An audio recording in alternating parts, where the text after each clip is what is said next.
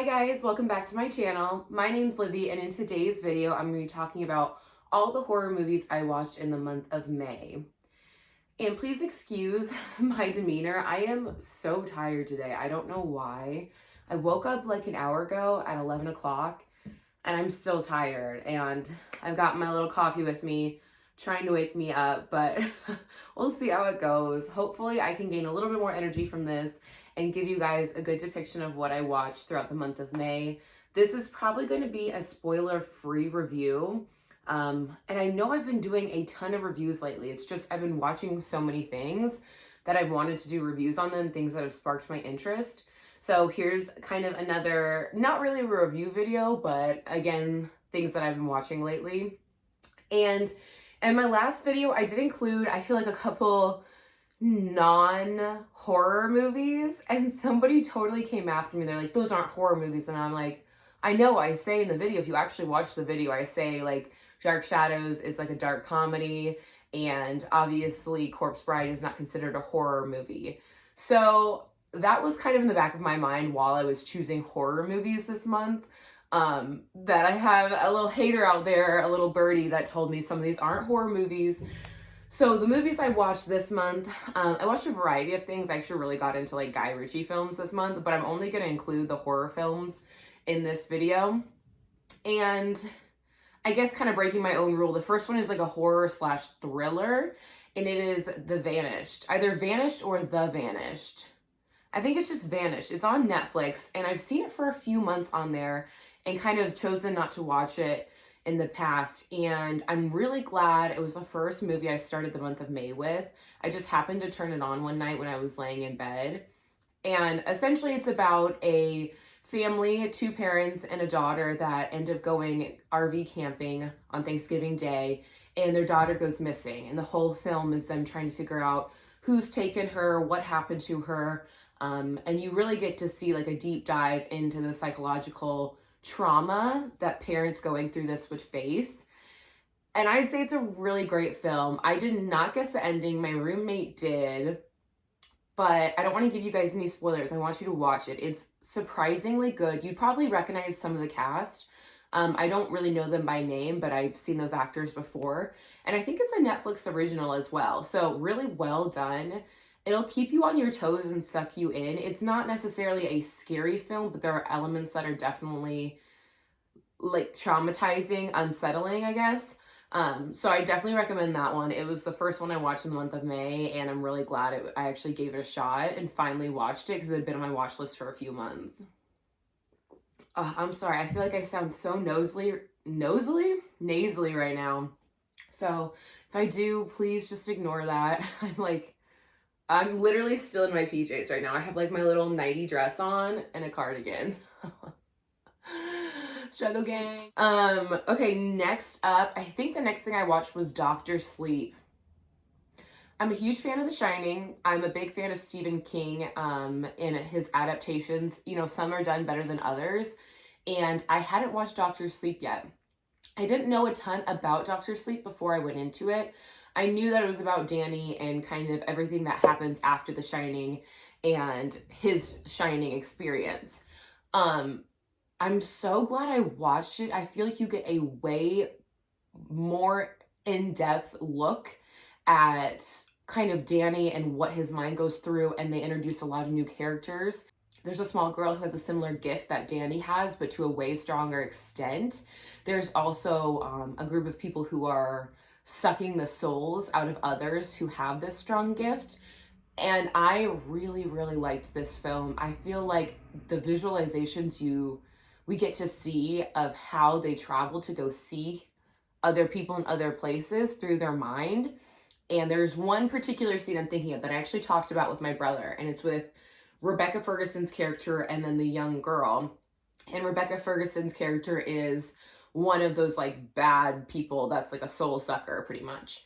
And she goes to visit the little girl because the little girl had previously seen something bad that Rebecca Ferguson's group had done to a young boy. And I'm not going to give away what happens in that scene when Rebecca Ferguson goes and sees her, but it is just like, it's so chilling, but you're rooting for the young girl. And it's really impressive the way they show Rebecca Ferguson like traveling in kind of space and time to this young girl's bedroom, and how she like moves through the atmosphere to get there. And then when she's there, everything that she can see and that she can be like physically harmed while she's there. So I loved this film. It's got a very different feel than The Shining, and I'm a huge fan of The Shining as well. But this one, I feel like you get a way cooler like backstory on. I don't think it's like telepathy, but the shining gift that certain people have. You get to see how that works, how some people have different gifts, how they can communicate with each other when they're nowhere near each other, and how they just get certain feelings. So I really, really, really enjoyed this film. I almost want to rewatch it already, because it's very deep and there's a lot going on in it, and I feel like if I rewatched it again I would appreciate it even more. So that might be a book that I pick up. I've read The Shining and I have it, and I'm interested to see how Doctor Sleep would compare to how the movie made me feel. I just enjoyed it so much and felt like I was really transported into like another world, a world that I know nothing about, but I really enjoyed it. And it is like a little bit deep, but it's easy enough to follow along with. Getting to see Danny's, how his life has progressed after everything that happened at the Stanley Hotel is very interesting. There are some very sad moments about kind of who he's become, but throughout the film you get to see him choose a better path. So it's a great film. If you haven't seen it, I recommend it. I think it's on HBO Max right now. So definitely go watch it. If you're a Stephen King fan, I assume you're gonna enjoy this. So A++. Okay, next up on the list is, I can't believe I haven't seen these, and I can't believe I'm saying this out loud because people are gonna come for me, but Saw. I've never seen any of the Saw movies. Growing up, I think I was probably like in my early teens, preteens when they came out. And I just didn't really have much interest in them. My brother was a huge fan. He still is a huge fan of all the Saw movies. I'm pretty sure it's like his favorite franchise. But I had never seen any of them. And I saw the other day that he had all of them on his Vudu. He had bought them all. So I was like, all right, as a horror fan, I feel like I should know. Like, I obviously know a little bit about what's going on, that people have traps that they have to make compromises and get out of. And sometimes it's sacrificing their body parts or other people. So I wanted to kind of see what Saw was all about. And I watched the first one. I do plan on continuing and watching the whole franchise. I just haven't gotten to it yet. Here are my thoughts on it. The first one, I actually watched 2 different like times. I started it and then stopped it. It didn't capture me right away to all the hype that people have made for this franchise. So I guess I just went in with a little bit too high of expectations. That, I mean, there's been so many Saw movies, and I've like watched ranking videos on all the different Saw traps and heard so many great things about like people who are Saw fans. So I was expecting maybe a bigger twist, or the whole movie you're kind of trying to guess who is doing this to these gentlemen that are trapped. If you've seen the movie, you obviously know the premise. I liked it. I did like it. I'll definitely continue with it because I think I'm going to enjoy seeing what the traps are coming up in the like second and third films, and then I'll probably continue from there. After I watched kind of the first half of it and then stopped, I went back about a week later because I told my brother, I actually haven't finished it yet. Like, I kind of got a little bored by it. Maybe I just wasn't paying enough attention. And he yelled at me and was just like, you have to finish it. Like, what are you doing? Just go watch it. You're going to like it. So when I went back to watch the second half of it, I actually did really enjoy it. I found it really interesting where the person who had set up all these traps was. I liked it. And watching the ending of it made me want to continue to watch the series, the franchise. So I'm glad that I did go back to it. I don't know if it's something I would rewatch anytime soon. I do love that actor, the guy from Princess Bride, who's in it, who's one of the victims. I always think he's amazing at everything he does. He's played creepy parts before. And so in this film, I feel like the whole time I was like, is he like, has he planned all this? What, is he a part of this? Like, is he really a victim? Or, is he the one doing this to everybody? But yeah, I did like Saw. I didn't absolutely love it, but I did enjoy the ending, and so I will continue watching those. Okay, next up, I think on the list was The Nun. So last month I had watched The Conjuring, Conjuring 2, I think just those two, which in The Conjuring 2, we do get a glimpse of Valak, however you say her name, the nun, through the painting that Ed and Lorraine have in their house.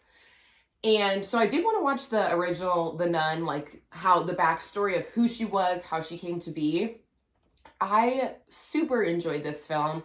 I'm a big fan of American Horror Story, and it has that same young actor, that female, from seasons 1, 3, and a couple other seasons. She is the main girl in this storyline. So she is like a nun, supposed to be a nun. She hasn't taken her vows yet. So at this abbot or like nunnery in Romania, something's been happening to all the nuns, and it kind of opens with one of the nuns has hung herself, and we kind of see why she has, but an onlooker, a town boy that goes and delivers goods to them every once in a while, sees her hanging from one of the windows, and he calls it in. The Vatican decides to send a priest and then this young sister as well, this future sister who hasn't taken her vows yet, to go check out what is going on. And once they get there, you just immediately get chills. Like, everything is creepy. Nobody really welcomes them when they get there. Trying to get to where this nunnery is very eerie, like really creepy woods. There's a cemetery with like little bells outside of, each of the tombs. So, or the headstones, so that if somebody's alive, they could like ring a bell, There's a lot of creepy elements that play into that. I think one thing I enjoyed the most about this, you do get a lot of visualizations about Valak, and you get to see her in her true form, but there is a lot of foreplay when the priest and future sister show up there. There is like a veiled nun that is so eerie, and I'm like, why would you even walk past this nun? Like, why would you talk to her? Like, something is wrong, So I think the foreplay throughout pretty much the whole film is what gives you the most chills. Seeing Valak and seeing like all the demonic stuff that's going on is pretty scary, but the leading up tension to it is just so eerie. Like, they place the future sister in this room to stay there. That is the room where the other nun had killed herself, had hung herself from the window, and it's down the hall from all this shit happening. And it's just like, why would you ever sleep there? Like, if you had these weird feelings, like, don't go in that room. So I really enjoyed this film. I actually don't know how the reviews were when it first came out, but I think it's definitely got a different feel than like The Conjuring or The Conjuring 2. It's very like religion heavy, and I was raised Catholic, so I kind of knew quite a bit about how that all works. And I appreciated that because the nun that kills herself in the beginning is considered like to go to hell because it's a mortal sin to commit suicide. And they believe that like she wasn't actually committing suicide, that she was protecting the world from something getting out and like taking her body. So they dive into all of that. But you do get to see a lot about how the Catholic Church handles these kind of situations, especially when there's like a question mark if there's something demonic going on. So super enjoyed that film. If you're a fan of The Conjuring and those, but you haven't seen The Nun, I would recommend it. I don't think it disappoints. I thought it was really good. All right, I think next up on the list was The Lazarus Effect, which is Olivia Wilde. This came out, I think, in like 2015 or something. And I may have seen it before, but I'm not sure. I may have just seen clips of it. It was super good. I feel like I'm such a bad reviewer. Like, oh, it was great. It was good, though.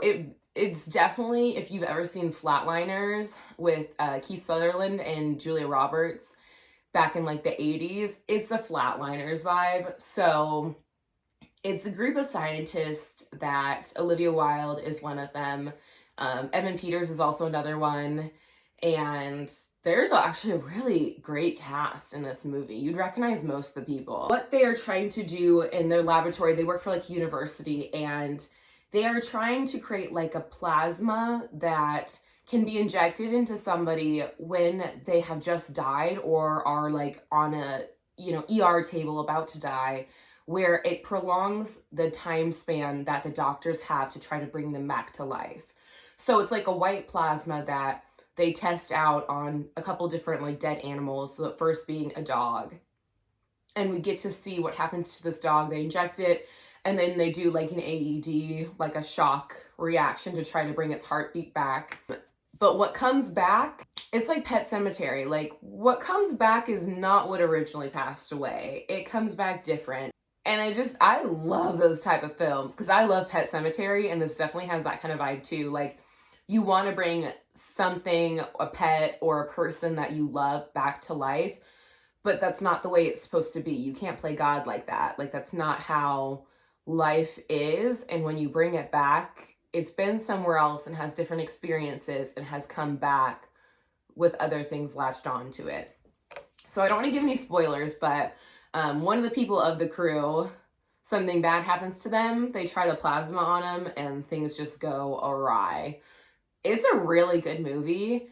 I highly recommend it. I mean, like I said, it's a little predictable. It's got Flatliners vibes. It kind of has Pet Sematary vibes, but it's really good in the way that it is done.